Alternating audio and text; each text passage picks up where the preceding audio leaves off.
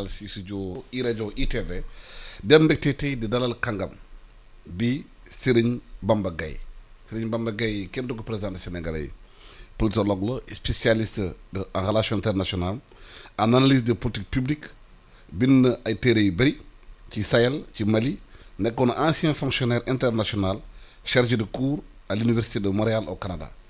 Serigne Bamba Gaye ñu ngi lay nuyu di la dalal ci studio bi. waaw Alassane Samba Diop kontaan naa trop maa ngi lay fay ci émission bi ma invité. waaw ñu lay dalal xam nga ne yow da nga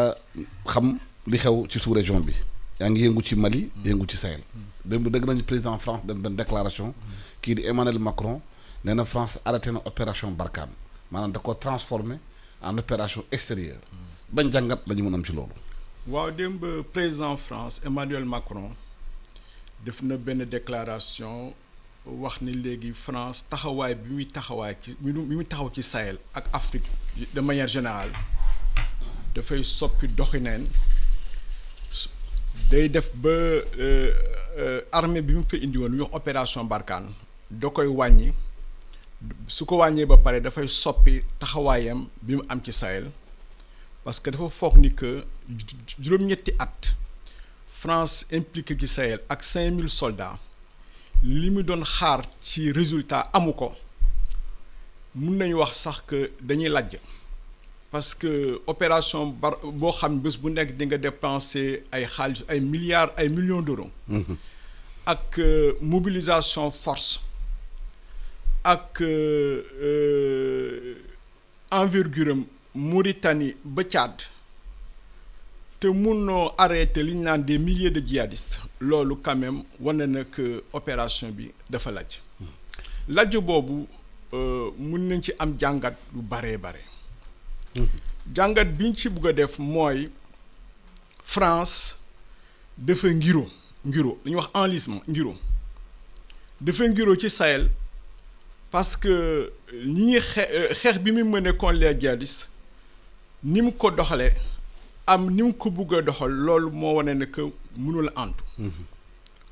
te loolu soo ko jàngatee mooy li xew Afghanistan américains yi def nañu 20 ans Afghanistan jotuñu gagné guerre bi ba léegi dañuy génn. est-ce que mën nañu wax Mali dafa nekk quelque part Afghanistan bu France. waaw loolu mun nañ ko wax wante li am importance moo di li France bëggoon def ci Mali ak li mu yaakaaroon ne intervention munoon antu loolu yëpp dafa wane ni que stratégie moo nekkul stratégie bu baax te loolu man rek waxuma ko ay militaires français wax nañ ko ay diplomates français wax nañ ko ak ñu bare. li xaw diggante France ak bëri tey mooy li France ji woon moom a récolté maanaam France dafa ak Sarkozy ak Nations Unies dañoo jël seen dogal parce que Kadhafi moo leen gêné woon ci yenn projet yi war na Afrique ñu rëylu ko ou bien fexe ba mu jóge ci nguur gi Libi tas Libi bi nag moo tax jihadistes yi fa nekkoon ak ñëpp envahir Sahel bi dem ba Mali France intervenir foofu ba leen bëgg gàttandu lu mu leen bëggoon amut maanaam conséquences yi direct la woon bu deew Kadhafi mu indi loolu yëpp. waaw loolu mun nañ ko wax parce que intervention France Mali en 2012 dafa nekk ci contexte boo xam ni dafa amoon un grand changement dans le Sahel et en Afrique du Nord. changement bi ci ëpp maanaam mooy li xew Libye bi xam ni Kadhafi dañ ko boom daaneel nguuram bi ñu ko boomee daaneel nguuram dafa am ñoo xam ni ay way fipp lañu am arme yu bare jógee Libye traversé Sahel ñu bari dañu egsi à Mali bi ñu nekkee ak egsi Mali nag ñoo song gouvernement bi song armée malienne bi xam ni nekk armée boo xam ne dafa naxas amul woon doole. donc ñu daaneel Mali à l'époque mënoon nañu wax su nekkoon mbër mën nañu wax les 3 appuis étaient à terre foofu nag la France intervenir ne ñëw ne dafay sauver Mali lutter contre les terroristes loolu ban jàngat lañ ci mën a am mooy que France dafa nekk acteur boo xam ni dafa dugg ci seen mbir ba xam ne léegi yu bare moom mooy buur du bumi tamit wane na xam que ñun ñii africains yi amuñu lu ñuy wax autonomie stratégique France moo ñu nootoo nekk puissance coloniale 60 ans après ba léegi ni ngi fii ak arméem ak intervention même am ay implications suñu économie ak suñu politique loolu day wane na que li may wax toujours que la France est la puissance tutélaire au Sahel c'est-à-dire que moo yore tutelle bi mooy indi problème yu bare te moo ci impliqué léegi nag day wane ni que stratégie boobu yëpp mu defoon dafa nekk échec dafa lajj te tey léegi Macron ñëw na avancé na ay arguments yoo xam ni mun nañu wax ni c'est discutable mais li am maanaam mooy li France sumboon mënu la en tout. Deuxièmement day wane ñun ci africains yi suñu pays Afrique de l'Ouest amuñu autonomie stratégique saa yu problème amee suñu réew dañuy daw rek fëgg ci Paris nañ waa vraiment dimbalu ñu yow suñu xaree comme ça mu ñëw bomber le torse comme ça ne damay régler problème réglé wul dara. beneen njàngat mi mooy dafa am que léegi armée française bi nekk Mali ak Sahel bu français yu bari d'accorduñu ko français yu toog foofu. te loolu nag dafa nar a jur problème bu rëy au plan intérieur te xam ngeen France dans un an dafay am élection présidentielle sujet boobu. dafay nekk sujet de campagne te sujet de campagne boobu Macron naru ci am ndam adversaire am yi l'extrême droite dañu koy jël brandine gis ngeen na France nga Mali ni ngi Burkina Faso ni ngi Niger suñu doom yaa ngi dee foofu intervention baaxul nañ ñibbisi loolu sur le plan électoral ça peut être désastreux. beneen problème bi mooy dafa am un problème important c'est-à-dire que France daa foogoon ni su indee Barkhane mun na dimbali ce qu'on appelle les pays du G5 Sahel ak ce qu'on appelle le G5 Sahel mais G5 Sahel boobu ñu foogoon dafay def monter en puissance moom tamit monté wul dafa nasax donc dafa am benn concomitance opération Barkhane réussirul G5 Sahel réussirul G5 Sahel réussirul lu tax parce que premièrement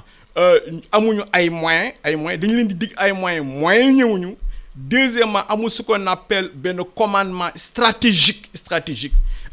manque de vision et de planification les terrains beneen bi tamit moo di que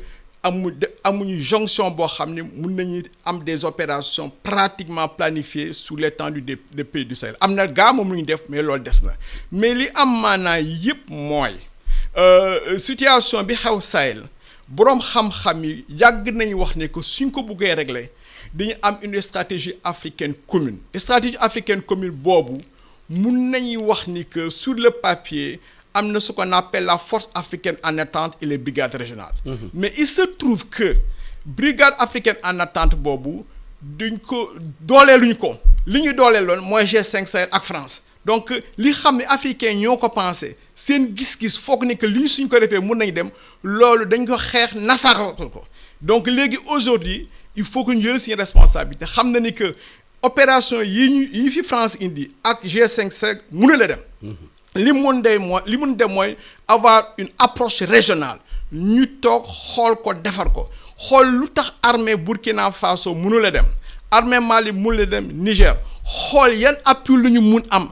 et li am maanaa tamit mooy di xam lan moo xew ci dëkk yooyu. parce que ñëw rek na terrorisme rek da ngay sànni ay bombe rek altruiste alors que problème du noonu de dafa compliqué li xew Mali am na gaa affaire terrorisme wante am na des problèmes de gouvernance am na problème de justice sociale am na état boo xam ni dafa laj am na problème de la classe politique malienne.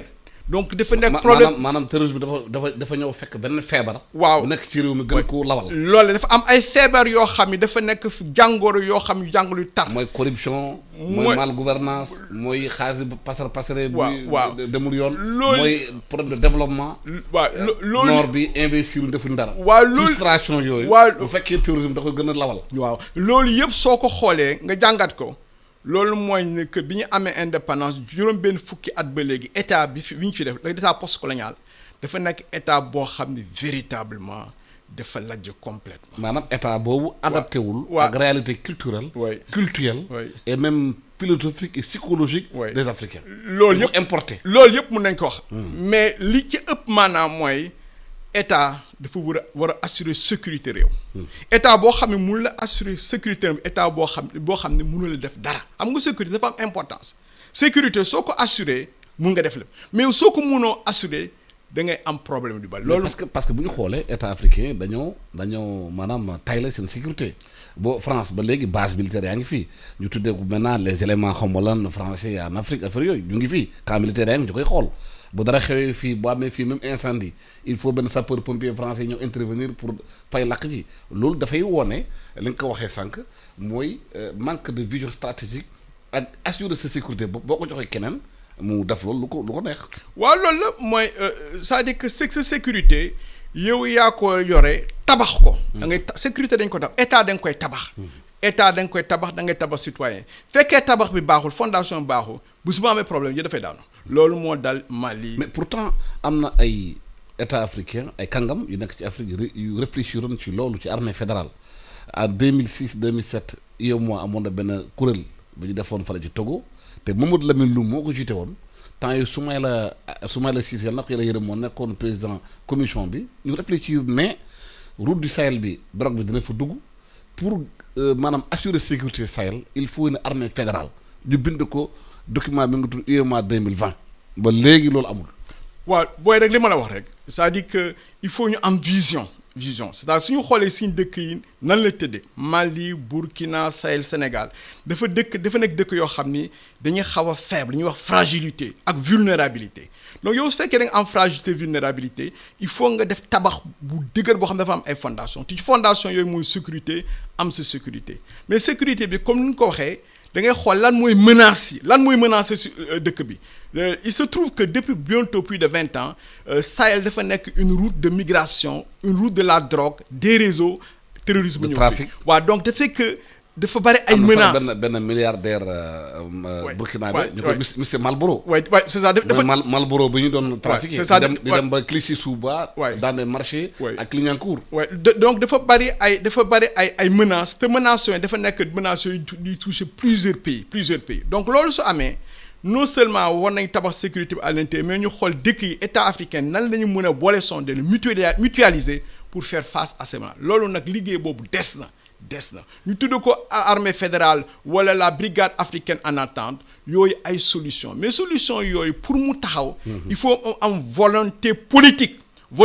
dans nos états Alassane loolu moo manqué Alassane suñu dirigeants yi la plupart dañuy lajj amuñu vision stratégique amuñu volonté politique dañuy foog ni que suñu amee problème nañu dem rek woo France fëgg à France Macron Chirac Sarkozy dimbali ñoom ñu bombé les torses ñëw ne on va régler les problèmes des Africains donc loolu tant que am nañu cette mentalité que nos problèmes sont réglés directement dañuy nax suñu bopp. mais est-ce que ci France problème la ñuy dëgg. mais est-ce que France yi am na intérêt que pays africain am seen armée bopp ndaxte ñoo lay jaay arme ndaxte fii dañuy amee ay koom-koom ndaxte ak France xam ne boo demee Niger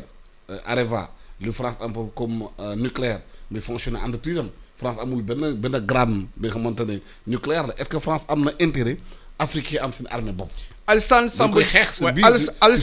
Alassane France dafay défendre intérêt. waaw et la France a raison.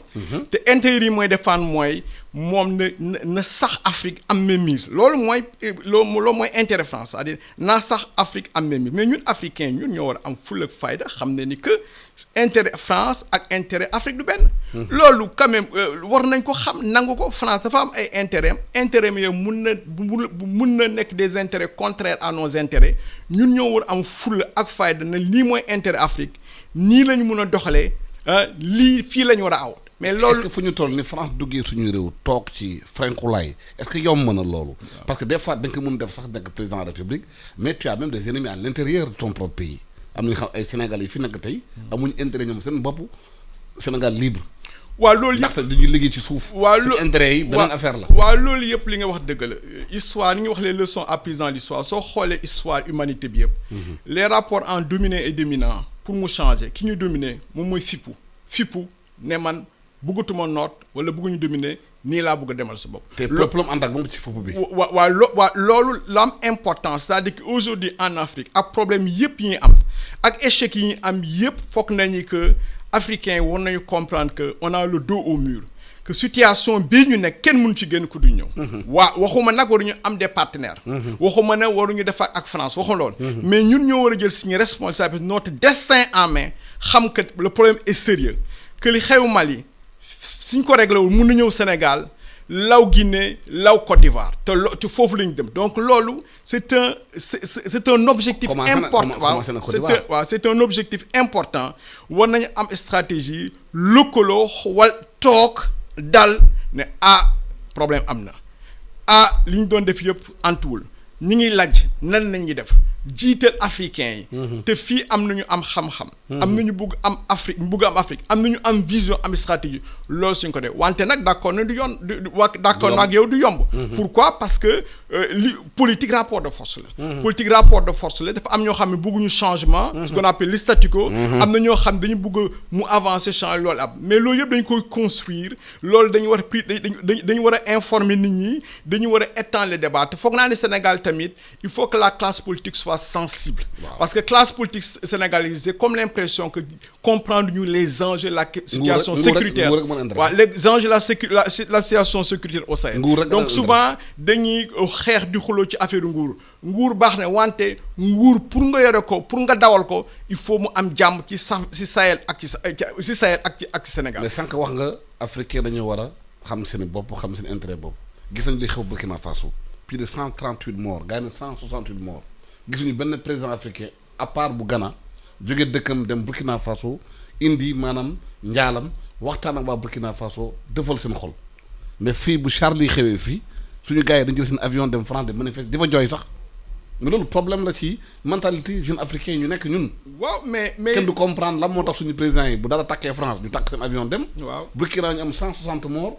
à part président Ghana gisuñu yeneen président africain yi même bu Sénégal dem fa ci Burkina Faso defal waa Burkina Faso. li nga wax dëgg gu wér peng la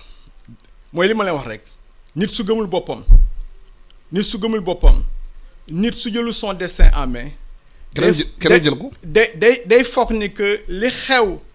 ci kër voisin bi amul importance. loolu la dañuy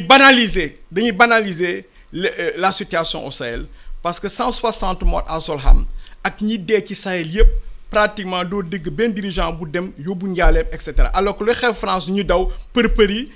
def ay marche et cetera donc loolu day won ni que ñun dañu am problème intérieur moom la Boris Diop di wax la haine de soi et on a un problème on comprend daa mel ni bëgguñu suñu bopp donc loolu yëpp c'est un problème mental c'est un problème important boo xam ni on sait pas approprier notre histoire donc li Cheikh Anta Diop doon wax at yëpp ñu ngi koy gis nga nit. mooy ravage du colonialisme ak esclavage. waaw non seulement y a les ravages de la colonisation et psychologique non seulement y a les ravages de la colonisation et de l'esclavage. sur le plan psychologique. Mais en même temps c'est-à-dire que ñun amuñ une conscience de notre histoire et de ce que nous faisons. xam nga loolu soo ko loolu su xewee ci réew ak ci continent day tax ni que problème yi mu su amee du ñu am la bonne lecture du ñu am la bonne posture. li nga wax touché na. du ñu am la bonne lecture et du ñu am la bonne posture et ce qui fait que. dañuy banaliser notre continent et loolu dafa am un aspect repoussoir à l'étranger donc ça participe à donner à l'Afrique une mauvaise image. et yow soo génnee Afrique nga dem ci ay dëkk yu bari da ngay may xool ni nit ñu xoolee ak nit ñu xoolee Afrique loolu yëpp dafa xamoon ne que suñuy taxawaay suñuy réew ak suñu continent des na. donc il faut ñu am prise de conscience. da nga laal fu xóot bi mooy éducation bi bu fekkee ne tubaab bi ci histoire la ñuy jàng bi histoire bu ñu bind ci ñun la ñuy jàng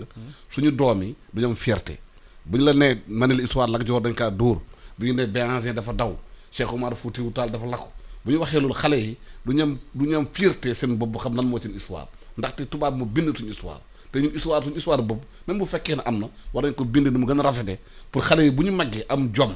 gëm seen bopp parce que boo demee États-Unis dañ la wax Amérique great again da la wax américain bi moom moo gën ñëpp mais suñu wax suñu xale tubaab dafa doon suñu maam mu tax gannaaw tubaab bi am complexe.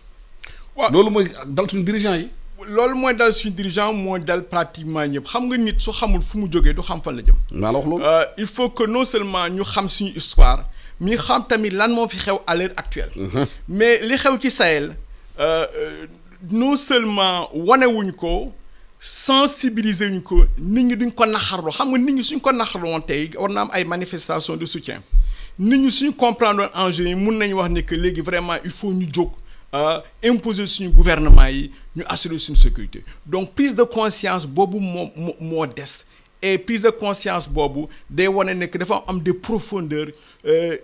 importantes au niveau individuel et collectif sur lesquelles daa mel ni benn brouillard. il faut travailler. benn brouillard moo nekk suñu kanam gisuñu. benn brouillard donc il faut ñu gis leer gi mais leer gi kan mooy ko indi ak nan lañ ko indi li koy indi d'abord moo ñu xam ñooy kan fan la ñu jógee xam kan fan moo ñu xam fan mooy suñ jaar-jaar lu tax mu am ay tolof-tolof dans l'histoire de l'Afrique et du Sahel tolof-tolof yooyu nan lañ koy régler ak ñan la ñu war a àndal xale yi nan la ñu war a tàggatee xale yi lan moo war a seen prise de conscience école yi ak médias yi information ba la ñu véhiculer ce qu'on appelle la formation à la citoyenneté et du citoyen dans le Sahel parce que soo xoolee intégration yi ñuy wax ay CEDEAO UEMOA mais il y a pas encore le citoyen de l'UEMOA et la CEDEAO amagul ce qui fait que espace bi ñu ngi koy construire mais prise de conscience appartenance citoyenne bi des na ce qui fait que tey dara soo xewee Burkina Faso waa Sénégal pratiquement pour ñoom dañ ko banaliser et cetera duñ ko yëg alors que suñu foogoon ni suñu wanee woon ni que on a un destin en commun que tey li xew Solhan li xew Mali et cetera loolu dafa intéresser Sénégalais loolu dafa une prise de conscience une mobilisation pour pouvoir en fait régler les problèmes mais nag loolu arrangé wul dirigeants yu bari parce que dirigeants yu bari dañu bëgg statu quo jël nguur gi di ko ñëdd di ko lekk pour leen loolu rek moo leen intéressé alors que li may wax mooy nit ñi participer nit ñi comprendre enjeu yi ça veut que problème si amee ñëpp jóg mobilisation gis nga Alassane problème bi xew Sahel problème bi xew Mali Burkina tant que amul des mobilisations à l'interne une prise de conscience du avancer alors que Mali soo xoolee actuellement situation sécuritaire bi baaxul nit ñaa ngi reyante pour jël pouvoir bi ñi def ay coup d'état xam nga loolu doy na waar. mais bu ñu xuusee loolu doy na waar. bu ñu xuusee ba si biir gis nañu américains yi indi lu ñuy wax Africom gis nañu Russie naka la ñu daxee pratiquement France yi en Centrafrique ñëw toog jël affaire yi gis nañu militaires yi nekk léegi ci fale ci Mali ñu bëri nañu bëri formation Russie lañ ko def d'ailleurs dañu bëggoon jël di armé waat seen dëkk par arme russe moo tax ñu dissoudre gouvernement bi beneen coup d'état bi am enjeu yooyu diggante Russie ak français yi xeex bu ñuy xeex dafa mel ni dañu nekkaat benn genre guerre froide bu dikk di pas son mot mu ñëwaat biir Afrique ku nekk di wut intérêt am biir Afrique Russie yaa ngi ñëw français yi ñu ngi am jafe-jafe Centrafrique ñu am nañu commencé am jafe-jafe Mali Afrique comme américain yaa ngi fii enjeu yi am na ressources yi am na ci Afrique te xam nañu léegi avec Covid bi ni économie yi daanoo tout ça boo ko dëxëñee est-ce que loolu mooy expliquer aujourd'hui situation buy Sahel bi di vivre te mu amee ay dirigeants xëy na amuñu conscience boobu même bu ñu ko amee sax amuñu ful ak fayda bi pour arrêter loolu. waaw xam nga dañu nekk ci jamono boo xam ne ñu ko tudd mondialisation mooy dafa acteur boo gis ñi am doole ak ñi wut doole. dañuy bëgg toujours étendre seen pouvoir ak seen position. il se trouve que Afrique dafa nekk continent boo xam dafa intéressé dëkku yu bari parce que Afrique dafa am ay ressources yoo xam ni. waaw soo ko waaw ressources yoo xam ni soo ko amee mun nga transformer sa économie mun nga am ce qu'on appelle des plus-values mun nga egg da nga ce qu'on appelle les chaînes de valeur donc loolu moo tax pays yu mel ni Chine Russie Turquie ak yeneen ak intéressé l'Afrique ak pays yi xam ne ñooñu notoon nekk fii mooy France ak Angleterre. mooy xeex seen biir. waaw loolu mooy wane ne que Afrique dafa am un intérêt boobu et c'est important mais loolu tamit dañuy war a pousse ñun suñu dirigeants ñu am sérieux ñooñu di ñëw suñu dëkk pour jël pour wut si fi dara dañ leen war a wax ne que nii lañ ko war a defee.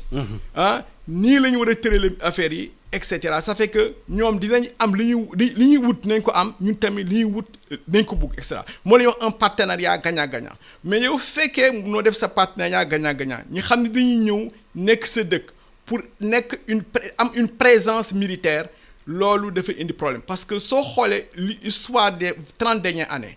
une force étrangère su nekkee dans un pays pendant quelques années rek ça devient une force d'occupation et ça devient suspect donc aujourd'hui américain yooyu ngay wax ce qu'on appelle Africom ñu nekk ci Somalie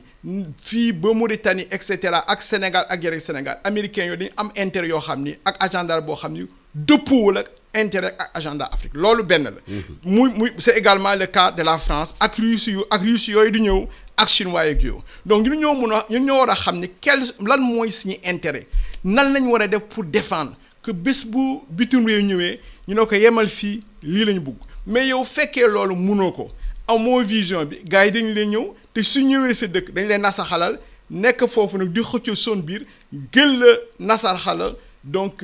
indi fa ay problèmes yu rëy est-ce que foofu la ñu war a xaar société civile africaine yi xaar fa médias africains yi ñu def liggéey de conscientisation des populations ngay xam ne enjeux yi parce que population boo leen jàngalul nga téye leen bi système éducatif bi xamante ne ñoom duñu jàng du ñu xam enjeux yi dirigeants yi loolu dafa leen arrangé parce que population bu ñu comprendre duñu mën a laajte mais est-ce que liggéey boobu ñun médias yi ak société civile africaine yi ñoo ko war a def pour suñu population xam lan mooy enjeux yi lan mooy seen ressources yi ñu mun ko défendre dirigeants yi bu ñu jógee suba am bu ñu gëstoo nag gis ñu leen di pousse.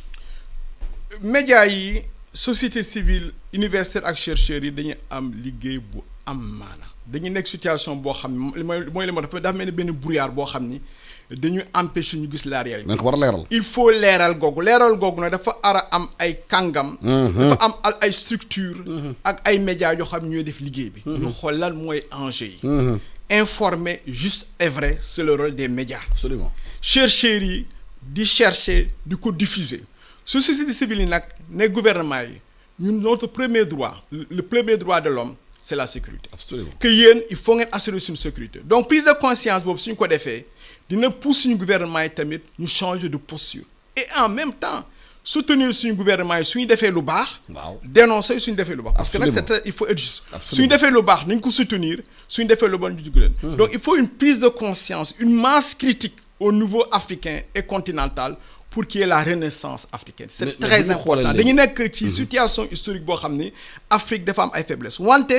am na ay germes de changement. Jeunesse africaine bi jóg na ñu ngi bañ. ñu ngi contester l'ordre établi toutes les dominations yoo xam ne Afrique gisuñu ci boppam donc ñu contester tous les régimes autoritaires et cetera donc am na des intellectuels qui écrivent des années. et cetera des chercheurs donc il y a des germes de changement il y a une lumière benn ferñeent boo xam ni suñ ko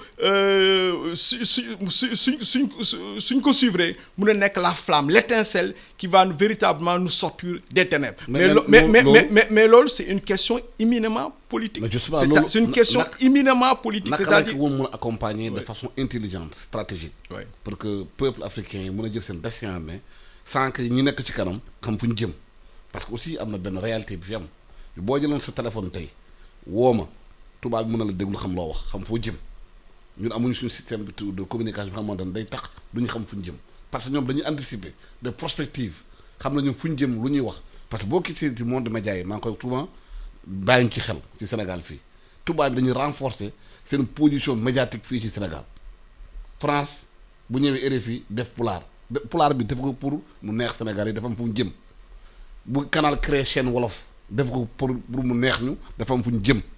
yooyu yëpp est-ce que ñun jàngat nañ ko xam lu ñu bëgg soft power boobu ñuy def fa lañ ko bëgg jëmale ak naka la ñu mën a taxawee pour détruire stratégie boobu déconstruire ko. loolu mun na am na wante dañ ko diffuser wul parce que quand même depuis plusieurs années chercheurs yi les hommes de science ñi ngi bind ñi ngi wax ñi ngi alerter ñi def des propositions mais loolu dañ ko diffuser wul dañ ko tasaare c'est-à-dire que actuellement Afrique en 2021 am na suffisamment de ressources humaines am na suffisamment boroom xam-xam ak ñu ko bëgg continent bi ñooñu suñu leen dégloo diffuser li ñuy wax nañu avance maintenant il faut mettre ça en réseau en perspective. Il faut que ñu arrêter de travailler en silo. ku nekk ñëw wax li ngay wax ñu xool nañ la ko diviser c'est là où les médias doivent jouer un rôle très important. Absolument. Vous devez être les plateformes qui vont diffuser les bonnes initiatives. Vous êtes les bienvenus. Devez être les plateformes qui vont fédérer les acteurs du changement. Vous devez être les plateformes véritablement qui doivent être ces levains de fermentation de cette renaissance africaine. Loolu dafa am importance. Les médias. Mais loolu yëpp mooy li ma la wax dañ koy loolu gis dafa am stratégie dafa am vision. Il faudrait que ñu am cette vision de rupture c'est-à-dire actuellement après 60 ans mun nañu wax gaa am na lu baax lañu fi def mun nañu wax gaa am na ay changements mais fondamentalement fi ñu waroon egsi wuñ ko il faut que mu am une rupture radicale par rapport à cela parce que les défis sont importants ñi ngi wax affaire yi terrorisme comme ça mais regardez l'enjeu démographique la population du Sahel sera multipliée par 2 en 2050 par 2 en 2050 ça peut être une force. Ça peut être une force mais en même temps soit de pousser ça pose des enjeux ñooñu il faut ñu dugal leen école il faut ñu faj leen il faut ñu wutal liggéey donc est-ce que actuellement les politiques publiques en cours sont de nature à le faire je ne le crois pas deuxièmement investir deuxièmement il faut que ñu nekk à l'ère du temps dañu nekk ci jamono boo xam ni dafa am ay changements au niveau planétaire yoo xam il faut que africain maîtriser toute la problématique de la révolution numérique également toute la problématique du changement technologique pour ñu def loo xam ne dafay ànd ak jamono. Il ne faut pas se replier. Aimé Césaire nee na qu'il y avait deux manières de se perdre, par ségrégation murée dans le particulier et par division dans l'universel. Donc loolu yëpp Alassane il faudrait que ñu changer doxinal ñu xool que vraiment actuellement on a le dos au mur que le Sahel situation bi mu nekk suñu jógul fippu ne lii dafa war a dañ ñun ñoo war a jiital suñu bopp xool nan la ñuy faje feebar bi wax de ëllëg dina metti feebar boobu day nekk jàngoro boo xam dafa ne gangrène te gangrène su amee rek mun nañu dagg yaram wi. Serigne Bamba Gaye maa ngi lay gërëm de la sant di fàttali yow spécialiste relations internationales dañuy waxtaanee xew ci Sahel bi di nga wax am na révolution numérique bi dafay jaar Afrique am réseau boppam bàyyi di jaar ci réseau ñeneen ñi bu ñu bëggee duñu waxtaan suñu biir mu del suñu néeg te bàyyi ba ñu déglu il faut que Afrique crée réseau am ni Chine crée réseau boppam kenn du ko mën a déglu loolu daf bokk stratégie bu ñu war a tëral bu ñu buggee fu ñu jëm ñu bañ ko xam parce que ku xam foo jëm dina la gàttandu empêché la nga dem fi nga jëm mu am tamit ay intérieur en interne des africains yu gëm seen réew bàyyi li tubaab bi wax rek ñu jëm jaay ko loolu tamit am na ci problème yi am ci Afrique fii ñu la gërëm di leen sant di la ñaanal yéen ak jàmm